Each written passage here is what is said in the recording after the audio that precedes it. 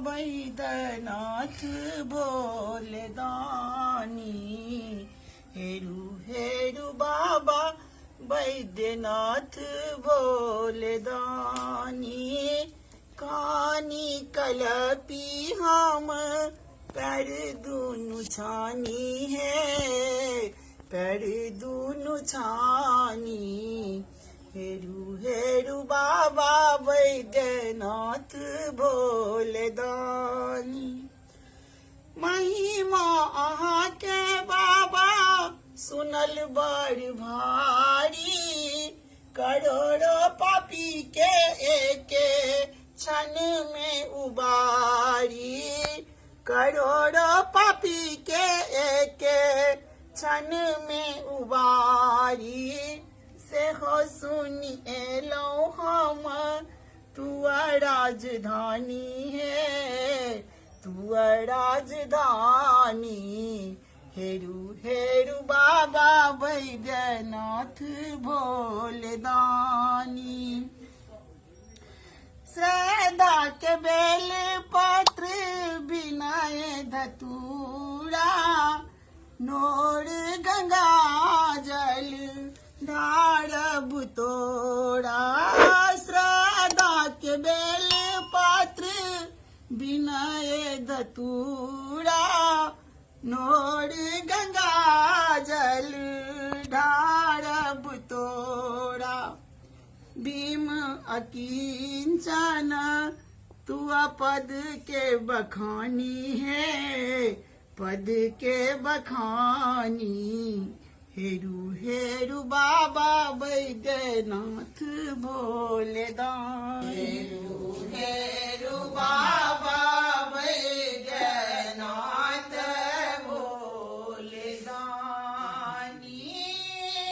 हमारा सफाई घर के अच्छी पापी कामी। हमारा सफाई घर के अच्छी पापी कामी। आन धाम है बाबा अहीं के बदनामी। आन धाम है बाबा अहीं के बदनामी। अपन अयस जस अहीं आप जानी है। अपन अयस जस अहीं आप जानी है। अहीं आप जानी। हेरु हेरु बाबा बैद्यनाथ भोलेदानी। हेरु हेरु बाबा बैद्यनाथ भोलेदानी। सुनलो गाते का धम गिरवारल। सुनलो गाते का धम गिरवारल।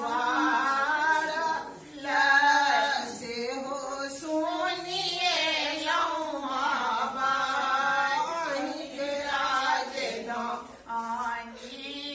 से हो सुनिए लो बाबा राजधानी। अपन अयस जस अहीं आप जानी है। अपन अयस जस अहीं आप जानी है। अहीं आप जानी। हेरु हेरु बाबा बैद्यनाथ भोलेदानी। श्रद्धा के बेल पत्र बिनाए धतूरा।